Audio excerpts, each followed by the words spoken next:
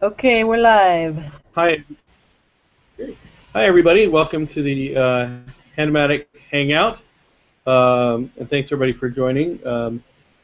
The agenda today is mainly around architecture and planning for how we're going to add features going forward. But I did want to start briefly by making sure everybody knew that we actually have the Imagine mirror of Enable up and working very nicely. So yay. Um, So thank you, Eric, for running that, and that's now linked off of the Enable Handomatic page. So it works just like the other one, except on a nice server managed by the Imagine. So gotta love that. And if Right. you guys hadn't seen, there's a nice blog post on Imagine about the event and talking about the Handomatic and all that stuff, which seems to be getting picked up and getting us some nice news. So yay! Thank Right. you, Eric. Thanks, Eric. Well, happy to do it. Yeah. Yeah, so I already saw there was a little bit Uh, inaccurate news posting about it, but it was corrected already, so that's better. Yeah. that was fast. Yeah. Yep. No, I don't think I've seen one news story yet that got everything right. Hmm. So they tend to get excited and, you know, Hmm. something happens. Right. Right. But that's okay. As long as they're excited, it's a good cause. Right.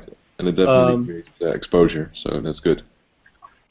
And if anybody exactly. actually asks us, we'll be able to tell them the truth if there's something that needs to be corrected. Right. Yeah, well, all they really need to do is get excited and find out we exist, and we can take it from there, right? Right. Right. So, yay.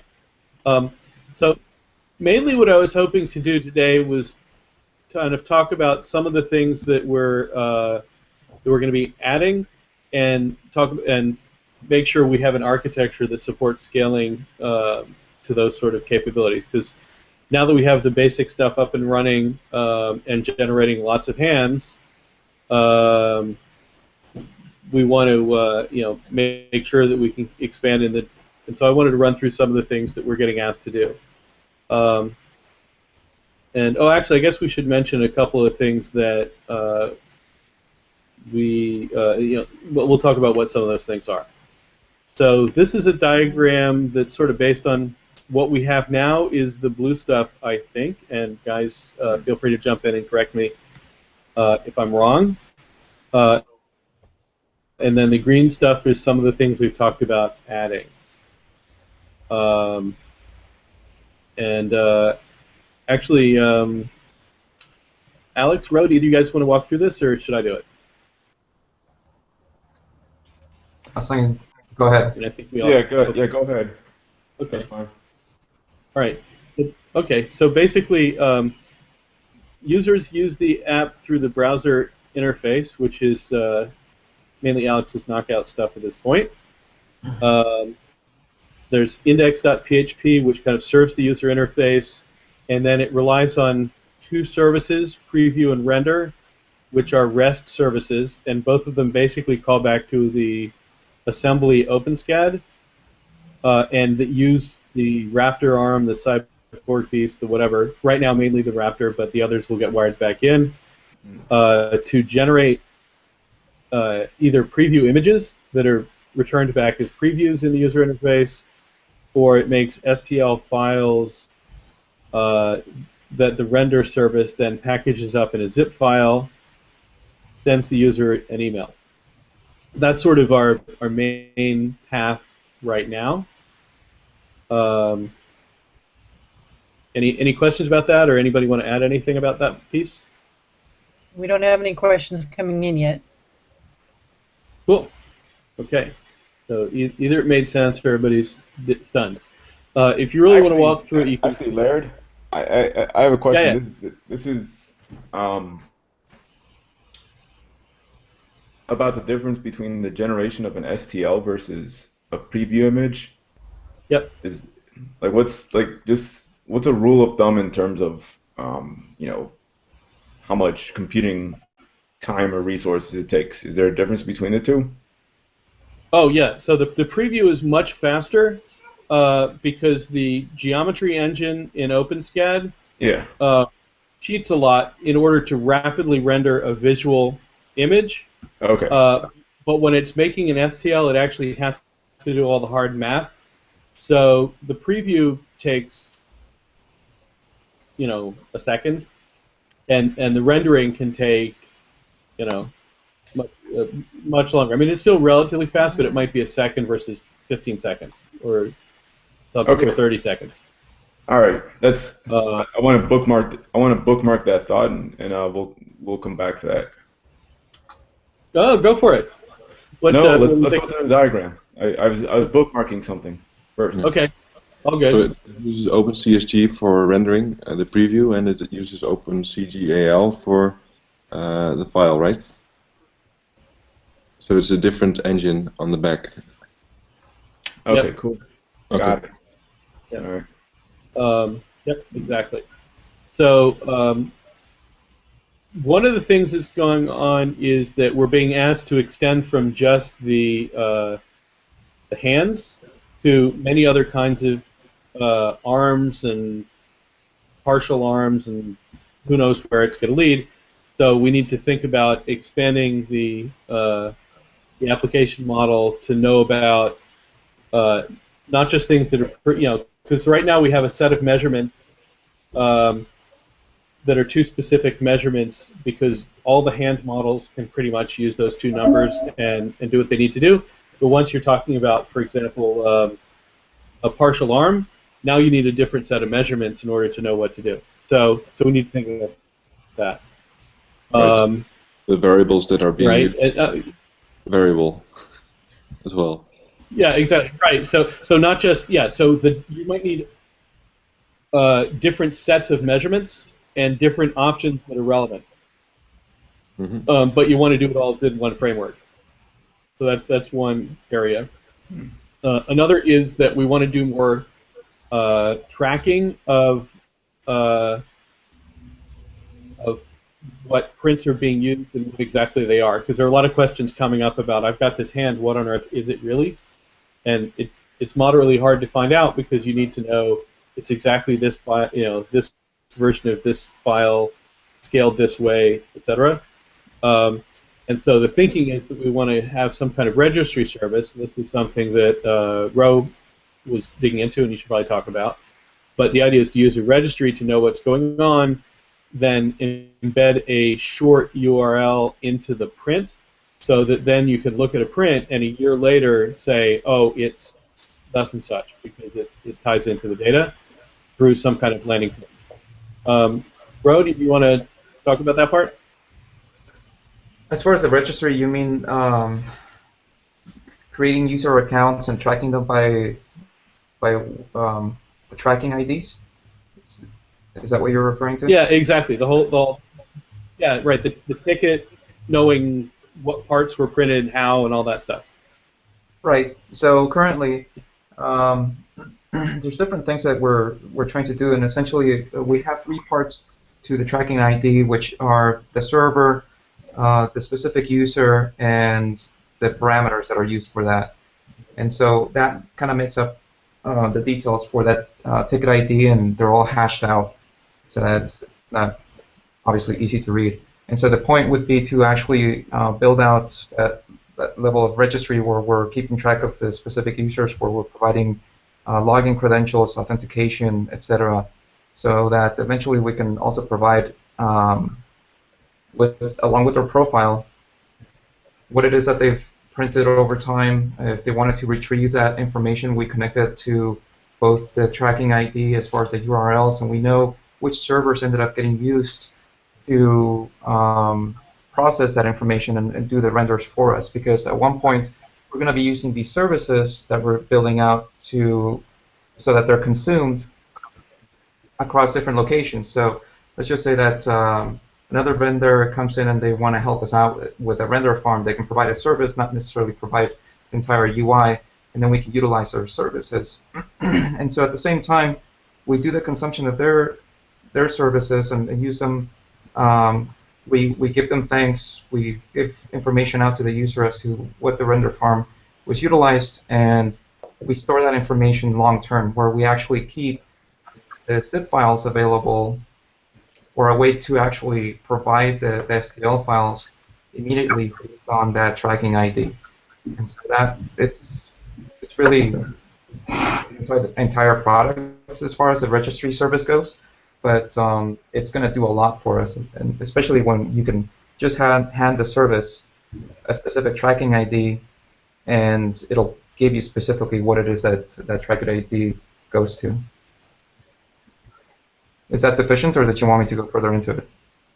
No, I think that's great. Unless people have questions, of course. Yeah, I have one question actually. I was thinking now that this is out there, what is the kind of level of use that you're seeing, and what kind of feedback are we getting from users? Is there actual feedback already? Laird? Well, I can go pull up the spreadsheet. Hold on. Sorry, I think I might have to submit one in order to. Yeah, sorry. I'll just got to bounce over to the spreadsheet. Sorry. I think my connection is dropping out. Yeah, I'm just logging to pull up the spreadsheet. That'll just take a minute.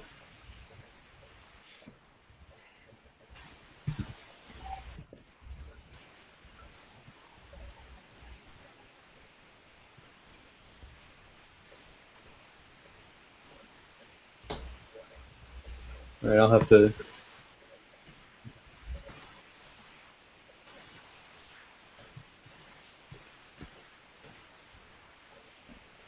Sorry, I have to. Sorry, I apologize. I haven't looked at it in a bit. Wrong things are coming up. So we have been getting a fair amount of usage actually, because if you look at the sent mail for the mail account, because we made a user named Handomatic, and so if you look at the sent mailbox for that, there's tons of sends. Here. So we're getting a lot of usage, and which is great. And I can share access to that spreadsheet out to folks, but I'll just have to go find that. Yeah, there's another thing that we ended up having a small issue with email, and so we're going to go back and make sure that the emails ended up getting shipped out. Otherwise, you know, if you get duplicates, apologies for that, but we're just trying to make sure that everybody's got their content, because we did have a little bit of a problem with our email instance. Right. I would think that a really great fallback to the email service on a server working would be to also display the URL once it's there. Right. Just in the browser where people are already working from. It would be a great service to have that, but also a great fallback if something isn't working. Yeah, and really we should be handing them their ticket ID or something comparable to that, right? Like we were going to have this URL service as well, so something that'll allow them to just pull up that information quickly. Right, right. So the the ticketing service actually has those capabilities, right, Ro? Yes. So potentially we could extend the UI to take advantage of that. Right. Want to talk that through? Right. So it's a three-step process, essentially. There's different statuses. If you query the information through the service, let's just say that I ping it once, immediately it's going to give you a response, and it'll basically say or inform the user through a JSON response that we started a build for it. And so if you continue to query the service itself, it'll give you the next step. It's in progress. And then finally, at the point of completion, we provide a URL, which can then give the specific user their data. They can just immediately download it from there. We're going to be improving that just a little bit. So look, you're going to be able to see a couple of changes, and we're not ready to discuss those things, but they will be documented as soon as they're completed.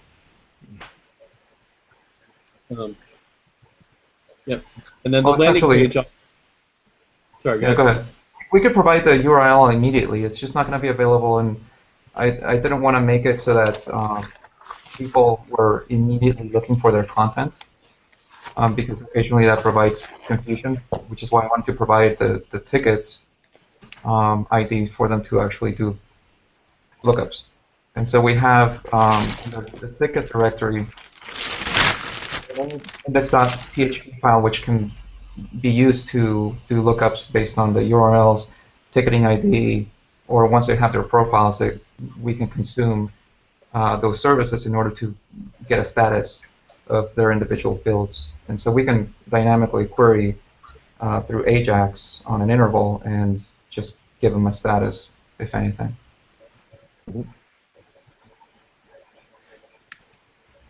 Got it. And so, Eric, one quick question. I know we were having email issues with some of the instances that you were helping us with, and I haven't addressed those just yet.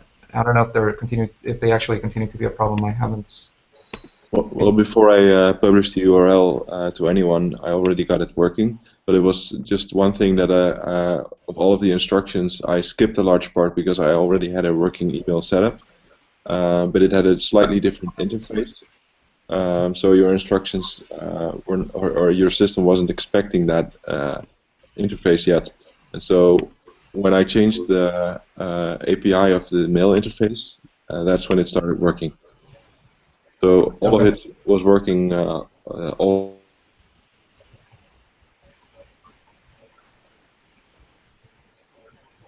Your entire instructions, I probably would have been fine, but I also had to change the mail system.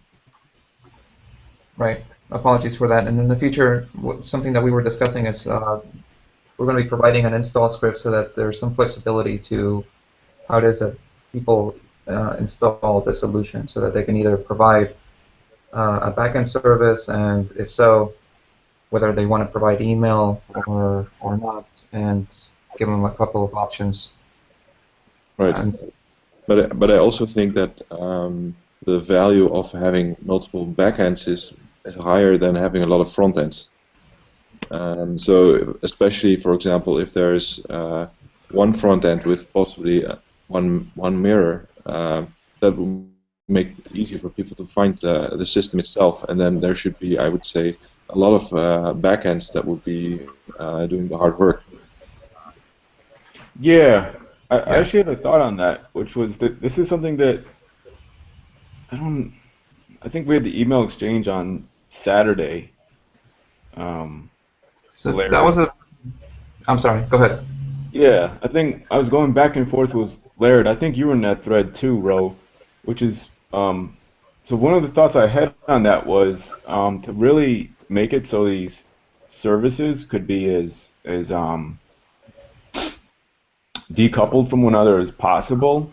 Is I was floating the idea of having kind of like a daemon, I guess that's what you guys would call it in Linux, running and on each one of the servers, and they'd each be an independent agent. So let's say that you have 4 of these things running, and then whenever somebody submits something, instead of submitting a render job to any one service, what they do is they just put them in a central queue, and then these jobs at whatever interval, whatever their heart rate is, as soon as they have free resources, they would check with the job queue to say, hey, is there anything in the queue? And then they'd pop something from that queue, and then we'd leave it on that render job once it's finished. Instead of storing the results on that render farm, the idea I was floating around was having a centralized storage, because it sounds like the most intensive thing that we have is CPU time. I mean, the storage is, we're not doing anything that's atrocious. Right. So as we start to scale out and add multiple nodes, the idea is that let's say one of those jobs fails mid-processing, or let's say somebody, I don't know, I drink a lot of coffee, so let's say I spill coffee on one of my servers or something, then if that job fails, whoever submitted it is not going to have any notification or any concept of that job having been interrupted midstream. So I guess what I'm getting at is that I see pushing, but I see kind of like a step in between everything, and so I'm thinking of a queue. I don't know. Right. I don't know what everyone else thinks about kind of having a queue, which is independent of the actual task being done. Right. That was one of the reasons why the services were introduced the way they were, so that we could have that level of distribution to some degree. And like you said, either having a daemon or something that would kind of manage the jobs themselves is just, we weren't necessarily there at that point, and we were kind of running out of time for any other discussions. As you know, you were also working up until the last minute to get the functionality out that we really required for that. But yeah. I think is there something in the PHP realm that could be leveraged as a turnkey queue? Yeah. So there's some things that we could do. We could do like cron jobs, and we could set up different things.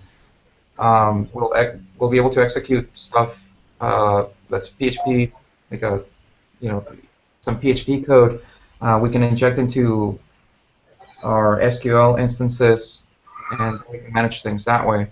And so one of the functionalities that I wanted to kind of introduce is the call home function from each of these, application servers or render farms that we end up setting up so that we could kind of aggregate the URLs and then start scoping out what their capacity is so that we could start utilizing them in a distributed manner. So well, that's pretty much along the same lines. I'm actually I'm sorry, go on.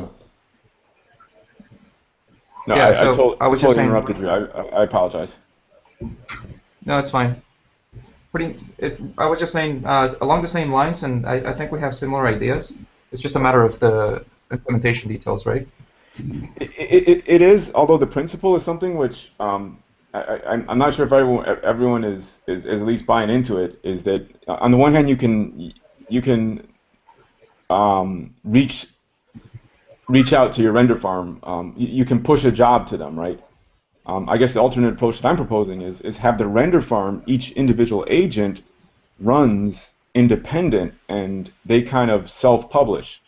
So instead of the queue knowing where they're located, it's the job of the render farm, each one of those independent agents, to say, okay, well, I just woke up and I'm going to contact that central queue service to see if there's anything to do. So the queue has no concept of who's in that render farm. That's that call home function that I was talking about to some degree. But the only problem is people would have to tell us how or how much capacity they actually have within their render farm, and some people might not have that information. I just have to just disagree with that. I mean, I got to say the queuing up jobs and then having workers pull for jobs and do them actually is a really nice, resilient, scalable approach. I like it a lot. But it does raise two potential issues, so I'll just sort of mention them, at least that I've run into. One is that your queue might get long, and then jobs, like, nobody may come along and pick up a job for a while, so it might take a long time potentially for something to render. But the other one that's maybe a little more subtle but might be an issue is that you have to make sure your workers' versioning is pretty consistent, because otherwise what actually gets rendered might change depending on which worker picks up the job. So we have to be pretty rigorous about versioning. But how would that be any different than if you had 4 different workers with 4 different versions receiving web service invocations, I guess? Well, it's exactly the same issue, right? Yeah.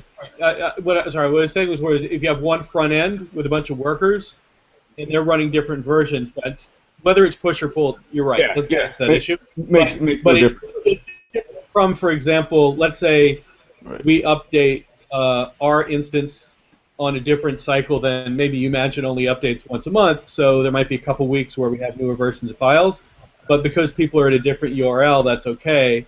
If it's a render pool, now they kind of it implies that they need to be in lockstep on version.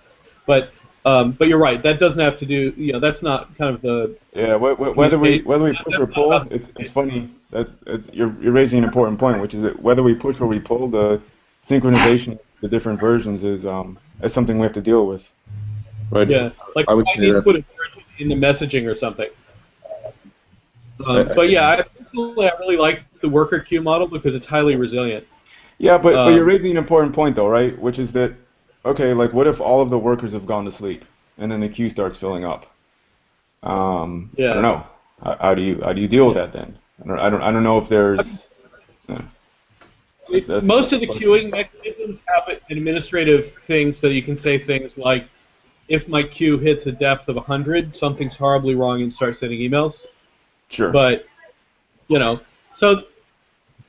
Well, but you're right. No, I like where you're going with that. Or alternatively, they could trigger an alert, which would, on each one of the render farm agents, I don't know, you just pitch a dirt simple service. Its job is to wake up the daemon, and if the daemon is sleeping and it's not pulling anything, then you just send a ping to it.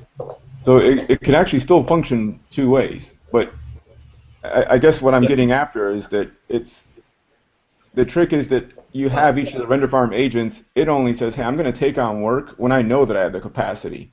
Having it self-published, let's say something is bogged. Let's say it gets just flooded with jobs. It might not even have the CPU cycles to then ping the central UI and say, hey, you know what? I'm way over capacity. Don't send me more work because he doesn't have enough CPU cycles. Well, the central service that's sending jobs to it is going to keep sending stuff to it. So if you leave it to the agents to self-manage, then they can throttle themselves and only take on work when they're ready to. Well, the idea was for us to query the service and to see what the capacity was, if there was any prior configuration as to how many CPUs they wanted to dedicate to this, because I am the one writing the shell scripts, right? So, well, rather the services. And so you get to dictate to some extent, I want to use an entire CPU, right? Like we have 2 CPUs, and we'll go 100% and run everything nice, and we don't necessarily need to run everything all at once. We can just queue it up. And so if I'm managing the queue, for example, on our end, and I'm checking the service to see if they've got any capacity, otherwise I'm storing that information, and I'm going on an interval, right? Are you available yet? Yes, we could actually have a daemon that talks back. But I mean, we're talking about steps here, right? Because we have limited time. Yeah, I mean, I really like this whole kind of queuing and polling approach, just because it's very resilient. Because worst comes to worst, the queue gets really deep, and then eventually somebody starts workers and they work their way through the queue. So yeah, maybe somebody might have to wait a while to get the file, but the alternative is, I don't know, the receiver's dead, so the messages can't be sent, or something like that. So I kind of like. I guess I was just throwing it out there. I'm sorry. Go on. Yeah, for rendering STLs, like for previews is different. I think previews you want to keep real time. That's actually something I wanted to touch on, which is that you said that the rendering of the images takes, let's say, a second or less. Well, to me, 15 seconds with HTTP is a very long running request. Yeah. So in my mind, I don't know. I mean, I think of the rendering of those previews. I think of that as being definitely appropriate for services, right? And as Eric said, it uses a different rendering engine. It's kind of hot rodded to be responsive. Things like 15 seconds in HTTP to me is an eternity, right? Something like that is, I don't know. Yeah. Maybe. To be honest, when we're rendering STL, we're not rendering 1. We're rendering 6 or 10. So by the time you render that whole pile of files, you're not going to want to wait, probably. I mean, that's why we we're pushing an email out. Right. So I love the idea that you could say, we're sending you an email, but if you want to sit here, we'll poll, and then when it's done, we'll tell you. Right. Right? Because I actually think that's a very nice model. So maybe we could have the UI, when it calls the rendering service, hit and get those status updates as kind of a JSON magic thing. So that if you did want to stick around for 3 minutes or 5 minutes, whatever, you could then click and get your stuff. So I think that'd be a great enhancement. I have a question.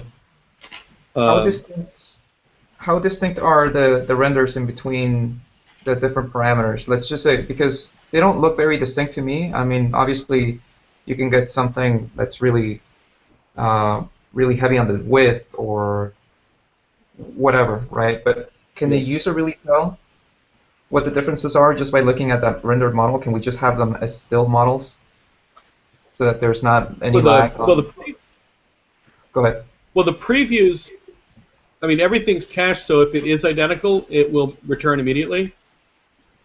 Right. But arguably, the previews don't look that different, so maybe it's not that important to actually render them, but they're really quick. But the STLs really are different, because if you change something from 51 millimeters to 53 millimeters... No, I understand the STLs, okay, obviously. I was talking about the preview render.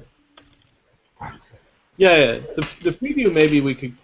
But I think they're pretty quick. So Okay. at least they feel that way. Well, It'd be interesting to profile it.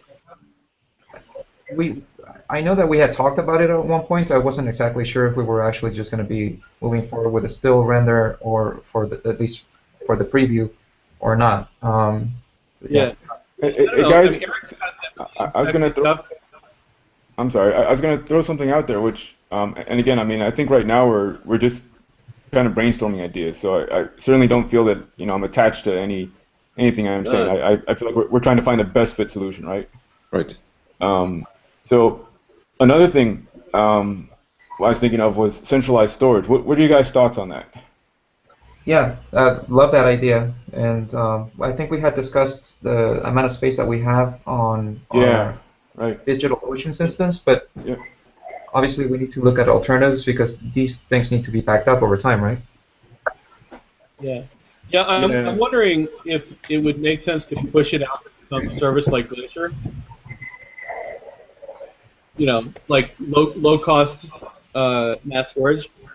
I mean, to us, these files aren't that big now, but if you sort of project forward 6 months, it might add up to a lot. So we could put them out to S3 or something like that, maybe. There's one way to actually use the costs now. That is to actually store just to keep track of all of the ASCII files and not delete any of the resources, and then everything that's generated could be at some point just regenerated with the same versions of. I'm not sure if you have to really worry about all of the data because it's generated based on very fixed and discrete mechanisms. Yeah, that's a great idea. And at some point, I think we discussed something about previous renders that match the parameters for the specific part. And the files on the fly. Well, you need the whole tool chain behind it. It's the challenge that if somebody renders a Raptor today, it's different from a Raptor a week ago. Right. So you actually need to be... Even with that version of the SCAD there, is that the case? Well, in that case, actually the SCAD file is always revved. So I mean, if you went back into like the versioning tree and GitHub and all that, you could rebuild it. I'm just saying that if you just said, "Here are my measurements, give me a hand," might get like we changed the scaling function a couple days ago because they were too narrow. So somebody now came in and asked for quote unquote the same thing, then we would give them the same file. But to be honest, I'm not too afraid of keeping the STLs because the whole zip and everything is like 2 megs. Right, and I don't think that's an issue so long as we either output, for example, the check-in ID for the STL file or something as a versioning ID. I mean, that would work, right? Like we just want to keep track of what ID, or rather what version number it applies to, and unless we do it by hand, I don't know how turbulent that might be. I mean, we update one STL and then the version changes, right? And then we need to update a file. And so we can do that by just looking at the Git ID, for example, for the specific file that was checked in. And we could just aggregate it to the file name. Yeah, I'm just concerned that having the ability to regenerate a file from a year ago, a year from now, is pretty complicated problem Well, to solve. actually, you know what? Let's as opposed to, well, not I if was you gonna have say, the Git ID, right? Right. If you put the Git ID as part of the STL file, then you've got it. But guys, like honestly, I was gonna approach it maybe from a more end user perspective. If we back into it, I mean, I feel like we're just wearing our technologist hats. Is there like an actual real world case scenario where someone would need to regenerate a year-old model and not use like the latest and greatest? I mean, the concept being that these models are evolving over time. Right. Good point. yeah, that's a good point. I mean, I think the thing with developers, we get together, we're like, oh man, we can do it. Let's build it. Yeah, I mean, I think it's nice if we can easily pull down the file you printed last time to reprint because you just want to reprint that finger. Yeah. But it doesn't feel like it's worth an elaborate computer science exercise. I think. Well, actually, and Laird, to your point about the growth of storage requirements, and I mean, this is to what Ro was saying. I mean, how much space do we have now? 40 gigs. 40 gigs. I mean, 40 gigs. If someone needs something like a few months later, it's kind of like, you know what? Let's just use the latest version and just give you something that's better. I mean, the target audience also is kids, so they're growing quickly, right? So, one way to allow people to archive it is 40. Yeah, but keep in mind, 40 gigs can store something like 20,000 of our current zip files. So I'm not too worried about disk space right now. Right. I'm just saying. If we have 20,000, that would be really awesome. I mean, maybe we purge them after 6 months or something, or a year, right? Right. Because I don't know what a year-old is worth. Yeah. So actually, Eric, I wanted to ask you how things are looking with that awesome dynamic preview doohickey. I'm still working on trying to hire a guy that. So there's somebody who developed it. I'm trying to hire him, but we're still in the process. Nice. So, but he makes awesome things. Yeah, I gotta say it's a really beautiful piece of engineering. So cool. Yeah, Okay. and it would be very suitable in terms of it could reload models, so it could still be active, the WebGL preview system, but it could update the model inside that scene, and then also, for example, add in measurements and things like that. So it could highlight, for example, which value you're entering, and also inside that 3D rendering or 3D. Actually, it's a scene. You can just rotate around it. You can object and see actually how it's what the dimensions are. So it will be a more what you see is what you get kind of interface. Because when you enter a value, it could update. Yeah. And I think for some people, I would say that it's already great. Yeah, that would make much. Yeah, you're just inputting what you want, and that is a very powerful way of using a tool. And then the tool, if it's a really good tool, it also incorporates all of the domain knowledge of how to make such a thing that actually fits that requirement. And so essentially you want actually to split, in this tool you want to split two knowledge domains.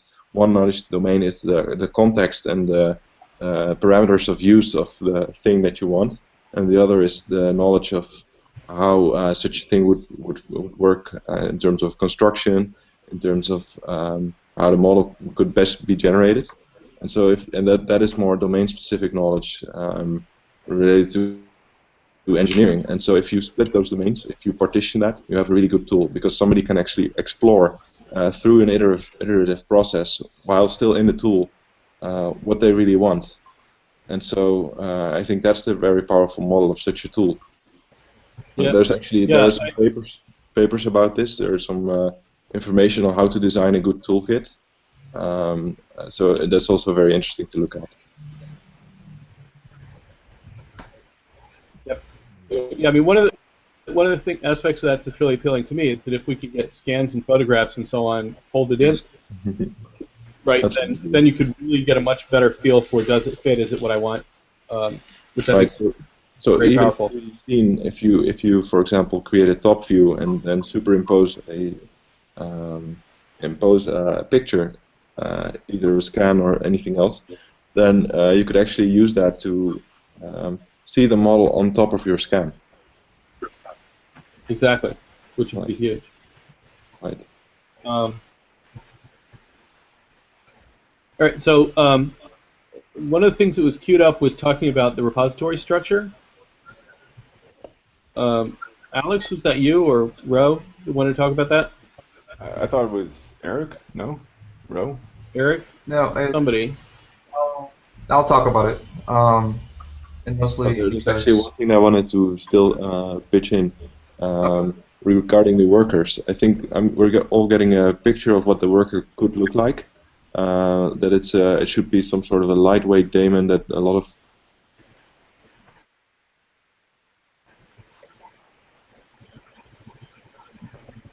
I think we just lost you, Eric. So I liked all the words I heard. Same here. Yeah. So actually, I guess we should close that off. Was there general agreement that we like the idea of kind of the manager and worker with a queue model?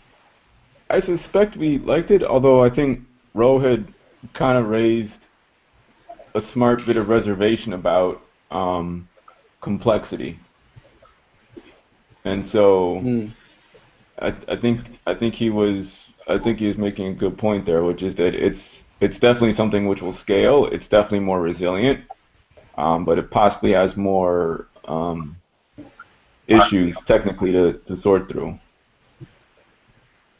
But if we oh no, Eric left off. Bad connection. Yeah. So I mean my thinking is darn I feel internet. like it's ultimately my thinking is the way to go. Something I was gonna throw, Laird. I'll try to run for home base with this one. I was gonna say. Yeah. It certainly isn't the technically quote unquote sexiest thing to make, but I feel like centralized storage would actually be something which would help us, whether or not we go down the queuing model. You know what I mean? well, yeah, So I'd either like way. to suggest, I don't think we can. Go Go ahead. Do So either you way, I was going guys to say, like? I don't think we're going to resolve it. Okay. Yeah, but I think it's really good if we can capture a list. I think if we could just try to capture a list of these sort of issues, that we can mull them, digest them, come back next week. Yeah. But sorry, Ro, go ahead. Yeah, so just because, especially because not every render farm is going to want to email, they might not want to expose themselves as well. So what we were trying to do at one point is actually acquire the zip files and serve them up from that local storage. So yes, that's a beautiful idea, and we should move forward with it. It's just a matter of turning out the details, right? But yeah, taking all the content from all those render farms is something that would be critical for. Well, how about this, Ro? Like, if we just, I mean, just for now, it's kind of maybe a first step. I like to think iteratively. Maybe if we just created a storage service, just something that people can push files to after they're done rendering them, and then a way for people to submit requests with an ID to it. I mean, it's just a dirt simple service, but it's something which each of the different render farm agents would write to, and which the yours.php script would connect to for people wanting to access their resources. Okay. I don't know. Well, What are your thoughts? we can explore that. Yeah, we just need to queue it up based on what we want to deliver next, right? So there's a lot of work to do, unfortunately, and I'm not going to say that I'm the PHP guru, which is why I'm more of a Java guy myself, but I will do the best to actually provide daemons and keep the community involved with with PHP services. And yeah, I mean, I like all the ideas. We just need to kind of queue them up and see what we need to explore next, so that we could actually continue providing positive progress for everybody in a short time frame. And I hope that's okay. I do like that idea. I think we should have that storage service. We just need to be really careful as to who gets to push what. And I don't know whether that means actually scraping through, like unzipping the files and making sure that it's content that we allow, or maybe we're only receiving and authenticating the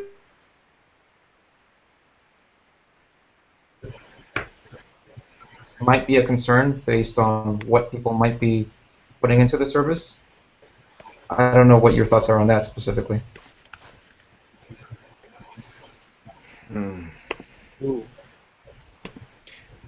I guess the reason that's why a good question. Potentially, if we're a central file. Right. Sorry, go ahead. Go on. Yeah, I was gonna say, if we're a file store that just accepts files from people and serves them, security better be a real focus. Otherwise, we might become very popular with the wrong people. Yeah, of course. Well, Yeah. I mean, certainly whatever we make, if it's a service which can have someone post files to it, you'd want a bit of security in it. So, I agree. Which actually, it's funny you mention that, because what we could do is we could have it whitelist IP addresses, although depending on the hosting setup, that may or may not change. That's one poor man's way to do it. And then yeah, there are definitely storage basic things. authentication or whatever.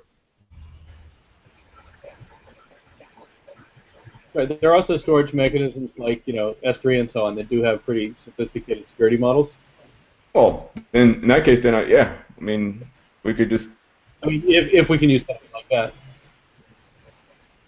right? Because then we could give keys to trusted partners and things like that. Yep. Maybe. Yep. So Eric, you were posting rescue. I just want to make sure we only got about 10 minutes left. Okay. Yeah, I was thinking that might be a good option. It's what we use for Imagine as well, for rendering jobs. So it's a very simple queuing mechanism, but you can use it in many ways, and a lot of architecture is there already. And you can use it in several languages. So there's a Ruby client for it, but there's also PHP clients for it. So it seems like a good, well thought out mechanism. And it's just, I'm not necessarily vouching for one framework or the other, but I am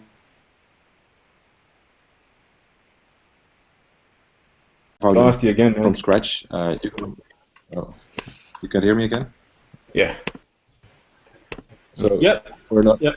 I think it's good not to write something from scratch, because in terms of security, it's a lot of work to get something to really work well. And there are frameworks out there, so let's not reinvent the wheel. Exactly. Yeah. Redis really rocks. I've never used Rescue though, but I sure like the idea of using something instead of trying to write our own queuing. Right. And there's also a PHP implementation of Redis Rescue.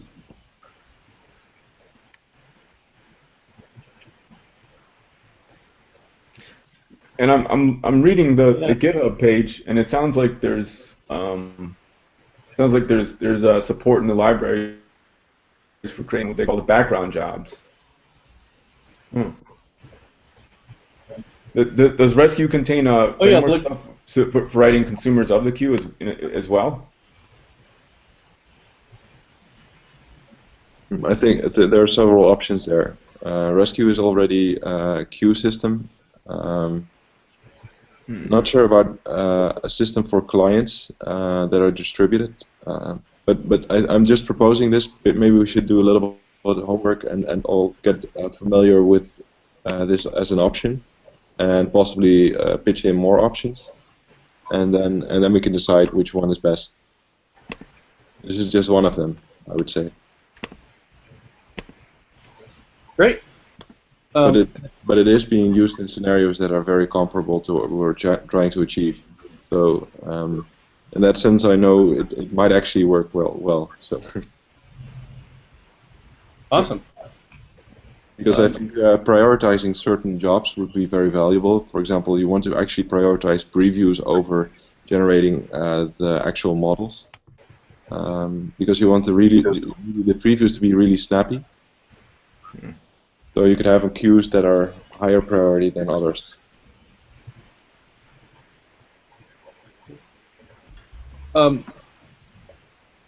Yeah, this is great. Yeah, it looks like we got a little homework to do. Ro, did you want to talk about the repos? Yeah, so just really quickly, before, I know you could probably see my screen, before we only had two repos, which were the service station front end and that provided the UI, and the enabler assembler, which was essentially all the OpenSCAD work that Laird's been working on. Now we have the services repo, and we'll be soon populating it with all the services. We'll be scraping out the code that's in service station that's inherent to services and moving it onto that specific repository. And so, along with this, we're going to be providing an install script eventually so that people can choose, as we had discussed before, what type of an install they want to have. If it's a full install, UI, front end, back end, just UI, or just back end. So yeah, that pretty much is it. There are two different teams that we've defined for Enable as an organization in GitHub, and both teams, both front end and back end, meaning both the UI and the assembler teams, have been assigned to the services. It strikes me, should we rename the Enable assembler repo to just assembler? Yes. Would that break anything? No, I don't think that would break anything at all. Oh, it'd break your. No, I mean, Okay. I can. Yeah, so I'm going to change. Yeah. Oh, okay. Go ahead. Yeah, because yeah, just sort of looking at it, Enable assembler looks a little silly next to service station and services. So. Right, because it's in the now that it's moved into the Enable group of repos, whatever that's called in GitHub. Right. Cool. But yeah, I really like the separation of this. I think it matches our architecture much better because we had basically services plus UI all in one big repo, and really depending on what you're doing, you kind of think of the UI as being the front end and the services plus the assembler stuff as the back end, right? So having the front end back end split be in the middle of the service station repo didn't sound right, you know, for deployment and so on. Right. Yeah. It looks clean.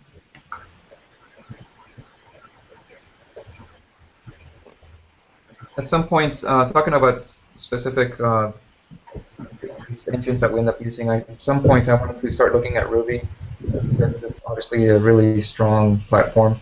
I've not been able to do that myself. If anybody in the community wants to help us out, then there's an opportunity.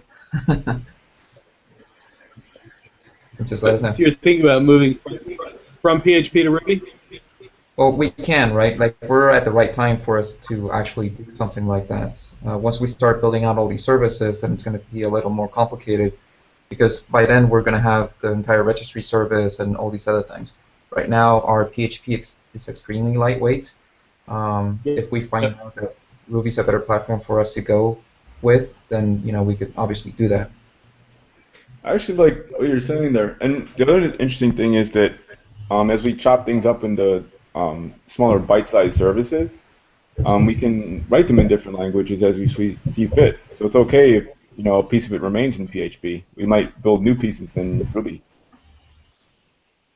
because it's all HTTP. Yeah, we're providing services at one point, and that's it, right? Like the URL has to consume service, and that's it. Yeah, definitely.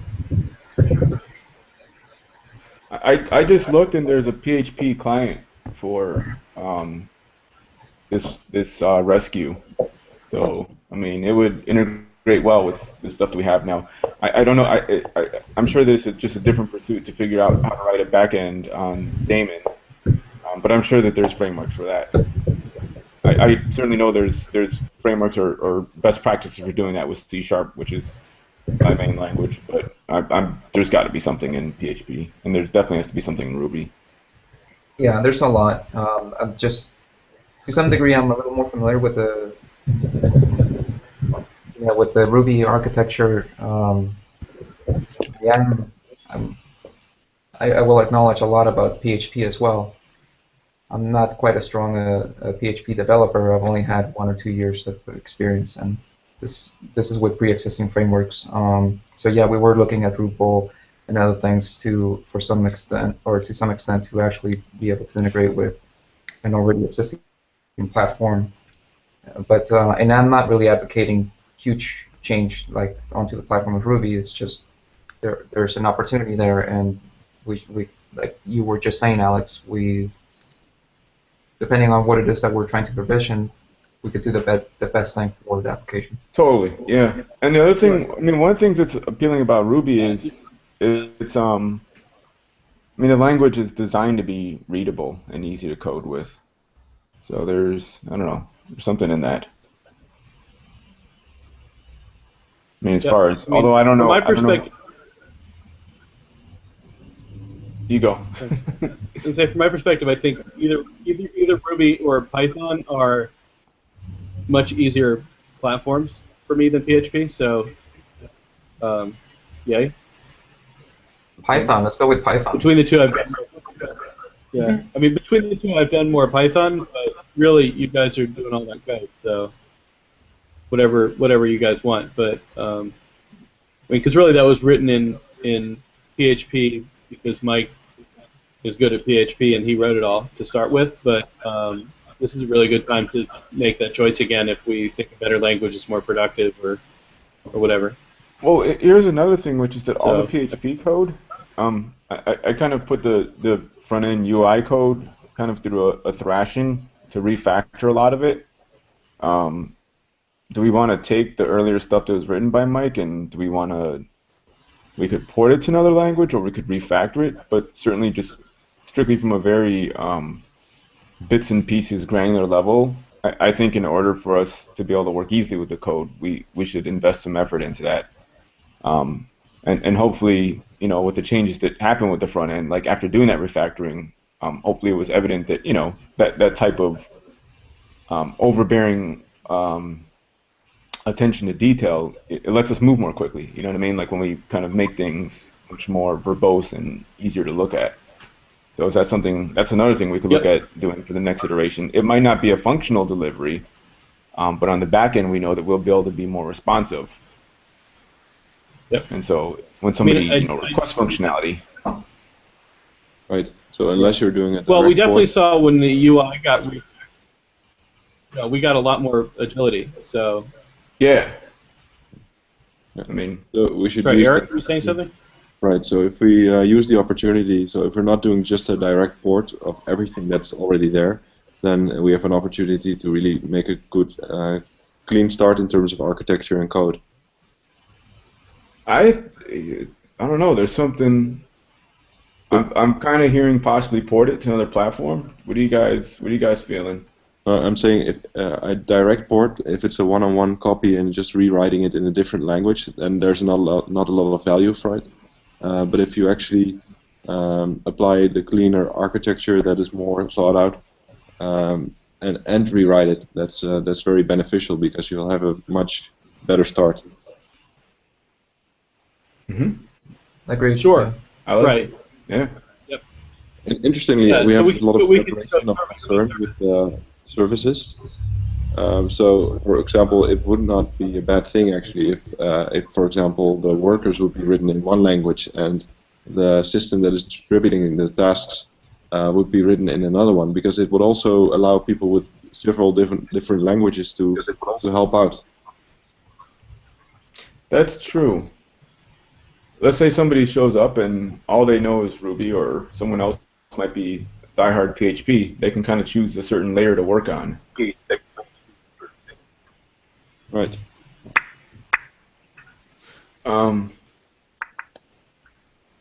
Yep.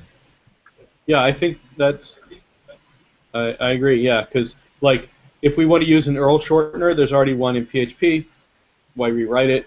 But maybe the registry, Ruby, you know, maybe the stuff that's near OpenSCAD, Python, who knows, right? Whatever language has the right frameworks and tools. Right. So, right, because the services are all independent, so we can make that choice. You know, I think.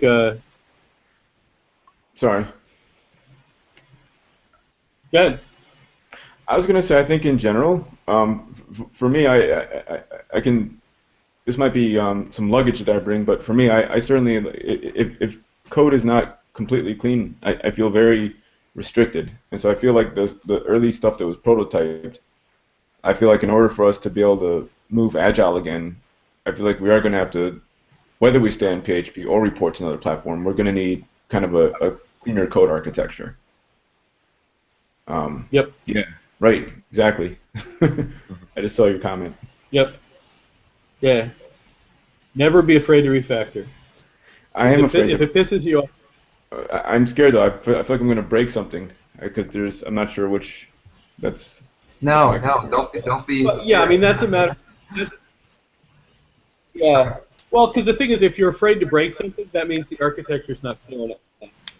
Right. Agreed. Or the documentation's not clear enough. Something, right? Well, there's one guy.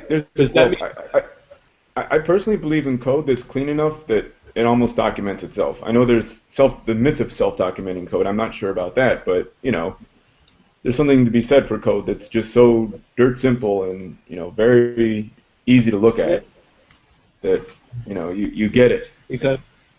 Yeah. I mean, that's kind of what I mean by the architecture's not clear enough. That, for example, we don't really have a clean, now we have a preview service and a render service, but we didn't really go in with a nice modular service architecture.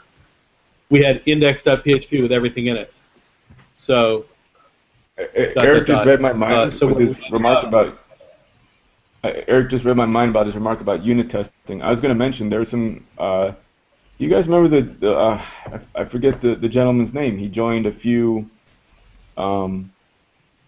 weeks ago, and he mentioned unit tests.